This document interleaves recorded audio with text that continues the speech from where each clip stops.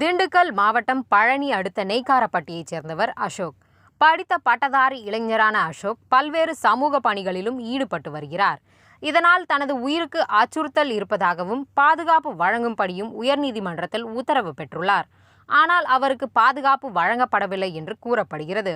இதற்கிடையே நேற்று நெய்க்காரப்பட்டி கிராமத்தில் ஆக்கிரமிப்பில் இருந்த சுமார் 5 கோடி ரூபாய் மதிப்பிலான நிலத்தை வருவாய்த்துறையினர் போலீஸ் பாதுகாப்புடன் மீட்டனர். அப்போது அந்த வழியாக வந்த அசோக் தாசில்தாரை பார்க்க சென்றபோது பழனி டிஎஸ்பி தாக்கியதாக கூறப்படுகிறது.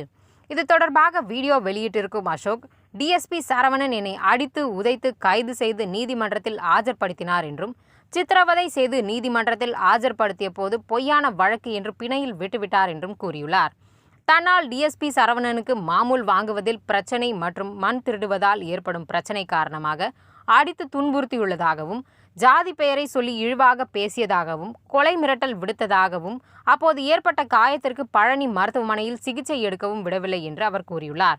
தற்போது கோவை அரசு மருத்துவக் கல்லூரி மருத்துவமனையில் சிகிச்சை எடுத்து வருகிறேன் என்றும், இந்த விவகாரத்தில் தமிழக முதல்வர் தலையிட்டு டிஎஸ்பி சரவணன் மீது நடவடிக்கை எடுக்க வேண்டும் என்று வீடியோ வெளியிட்டுள்ளார்.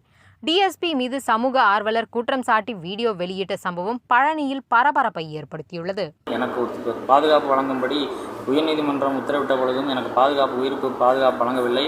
நான் பல சமூக விரோத குற்றங்களுக்கு எதிராக போராடி வருவதால், வழக்கு தொடுத்து வருவதால் எனக்கு கொலை மிரட்டல்களும் உயிருக்கு அச்சுறுத்தலும் நிறையாகவே உள்ளது. நேற்று 26/12/23 சுமார் 10 மணி அளவில் காரில் வந்து கொண்டிருந்த என்னை நெய்க்காரப்பட்டி பூமிதான நிலம் சம்பந்தமாக மக்கள் போராடி கொண்டிருந்தனர். அந்த வழியாக வந்த என்னை டிஎஸ்பி பழனி டிஎஸ்பியாக இருக்கும் சரவணன் அவர்கள் என்னை காரை விட்டு நான் இறங்கி தாசில்தாரை பார்க்க சென்ற பொழுது என்னை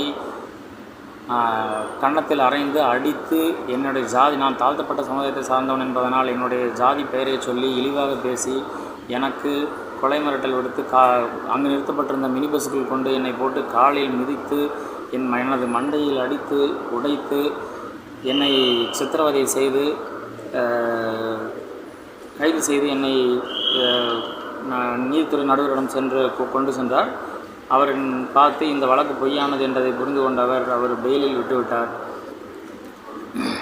ஆகவே பழனி டிஎஸ்பியாக பணிபுரியும் சரவணன் அவர்களுக்கு பல வழியாக சட்டவிரோதமாக வரக்கூடிய மாமூல் மண் திருடுவது மூலமாக பார்கள் சில்லிங் விற்பது, அதாவது மதுபானங்களை காலையில் 5 மணியிலிருந்து விற்பனைக்கு தொடங்குவது, இந்த மாதிரி வரக்கூடியதன் வருவாய்கள் என் மூலமாக கெட்டு வருகிறது. ஏனென்றால் நான் பல விதமான புகார்கள் வழக்குகளை தொடுத்து வருவதனால். ஆகவே என்னை நேற்று அவர் அடித்து துன்புறுத்தி சித்திரவதை செய்துள்ளார். என்னை பழனியில் சிகிச்சை எடுக்க விடாமல், பழனியில் ஆனால் சிகிச்சை அளிக்க மறுத்துவிட்டனர். என்னை அங்கிருந்து விரட்டி எடுத்து விட்டனர். மாண்பில்லாமல் மனிதநேயம் இல்லாமல் இவ்வாறு செய்துவிட்டனர். நான் இப்போது கோவை மருத்துவக் கல்லூரியில் உள்ள மருத்துவமனையில் சிகிச்சை பெற்று வருகிறேன். புதிய தலைமுறை சேனலை யூடியூப்ல சப்ஸ்கிரைப் பண்ணுங்க. புதிய தலைமுறை சோஷியல் மீடியா ஹேண்டில்ஸ் ஃபாலோ பண்ணுங்க. புதிய தலைமுறை ஆப்பை டவுன்லோட் பண்ணுங்க. டிஜிட்டல் தளங்களில் புதிய தலைமுறை எங்கேயும் எப்போதும்.